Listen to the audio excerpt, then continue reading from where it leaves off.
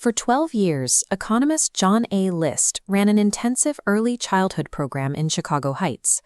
By rigorously testing curriculums on children from birth to age 6, his team generated massive, measurable gains in executive function and cognitive development. In the highly controlled environment of the experiment, the results were undeniable. But when List presented these findings to policymakers, his proposal was rejected. The officials told him that while the local data was impressive, interventions of this type almost never deliver their promised results once expanded to the broader public. Implementation science typically attributes these failures to a lack of fidelity, the idea that the program was simply diluted during expansion, or that the initial design lacked the specific, singular element required to guarantee success at scale. List proposes a different framework. He argues scaling is actually a weakest link problem, restricted by 5 rigid economic constraints. He calls this drop in efficacy the voltage effect. Scaling failure represents the predictable collapse of an idea against the rigid laws of structural economics. This equation models Bayesian updating for post-study probability, and it illustrates the first constraint, false positives.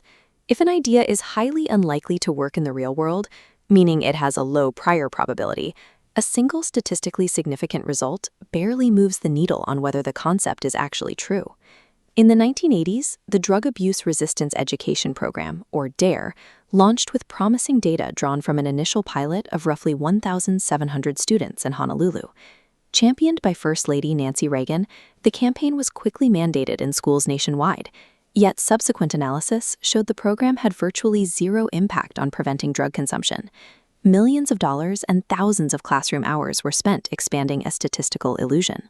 Chrysler experienced the same trap when they tested a paid wellness initiative to reduce absenteeism. The first factory showed a sharp drop in sick days and medical costs, but when Chrysler ran the exact same test at a second factory, the benefits vanished, proving the first result was mere statistical noise. McDonald's made a similar error with the Arch Deluxe. They relied entirely on data from focus groups, people who had actively agreed to sample a burger, and assumed those localized positive reactions represent the entire global market, falling victim to selection bias. Expanding an idea based on a single study is gambling. Unless an experiment is replicated 3 or 4 times to eliminate statistical errors, the data cannot be trusted to scale. Even true results face demographic friction, known as horizontal scaling. Does a pilot's success rely on a specific group? In India, double fortified salt improved young females' health. But when mandated nationwide, the intervention failed entirely for the rest of the population. Lyft ran into this limitation when testing a subscription service on over 1 million users to drive growth. The data revealed that instead of attracting the incremental new riders required for expansion, the model primarily captured existing customers who just wanted a discount on rides they were already going to take. If the audience matches, the next constraint is vertical scaling. This tests the structural environment itself. Does the model require elite, unscalable human capital or replicable systems? You can see this in the restaurant industry. Chef Jamie Oliver struggled to expand his physical locations because a chef's unique intuition cannot be mass-produced. Conversely, McDonald's scales relentlessly because their operations are rooted in strict, teachable ingredients and procedures. Returning to the Chicago Heights preschool experiment, hiring 30 highly motivated, exceptional teachers for a localized test is feasible.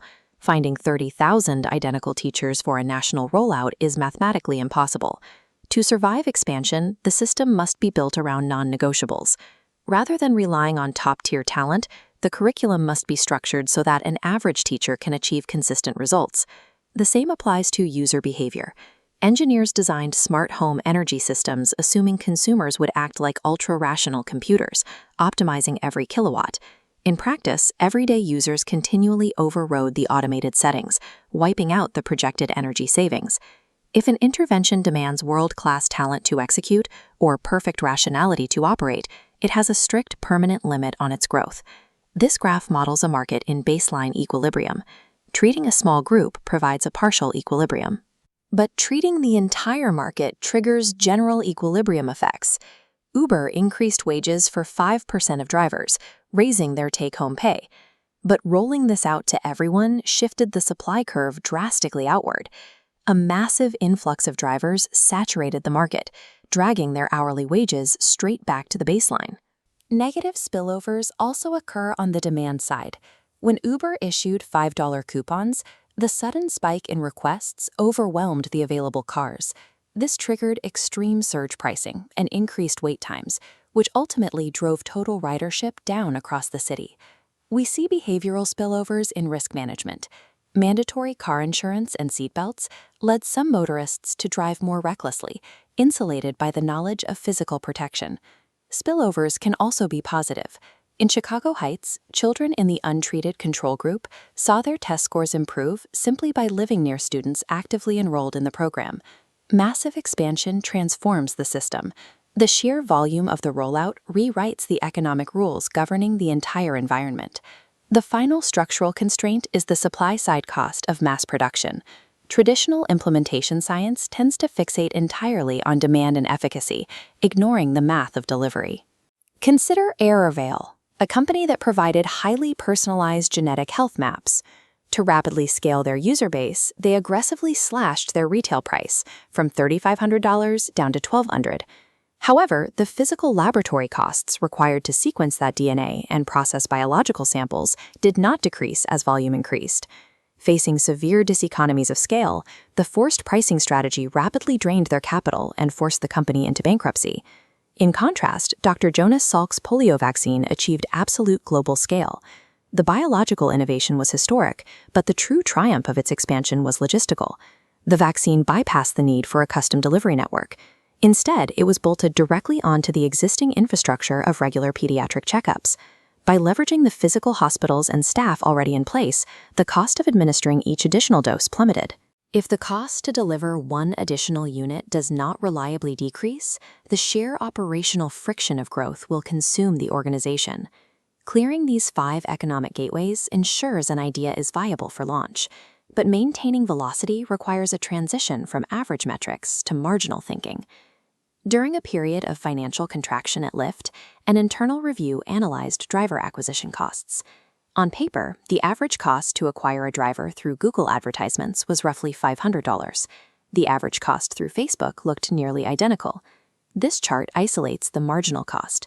When analysts looked past the average and measured the exact cost of the last 10 drivers acquired, they discovered the Facebook conversions were actually costing twice as much as the Google ads. By pulling capital away from the diminishing returns on Facebook and reallocating it to the more efficient Google pipeline, Lyft doubled their driver output without spending an additional dollar.